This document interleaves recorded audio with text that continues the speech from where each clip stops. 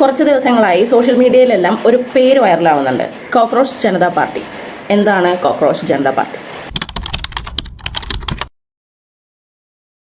Reports പ്രകാരം unemployed ആയിട്ടുള്ള യൂത്തിനെ cockroach എന്ന് അഭിസംബോധന ചെയ്ത കോൺട്രോവേഴ്സി കഴിഞ്ഞതിന് ശേഷമാണ് ഈ മൂവ്മെൻറ്റ് വൈറലാവുന്നത്. അതിനുശേഷം കുറേ യങ്സ്റ്റേഴ്സ് ആ വേർഡ് തന്നെ ഒരു പ്രൊട്ടസ്റ്റ് സിമ്പിളാക്കി മാറ്റി.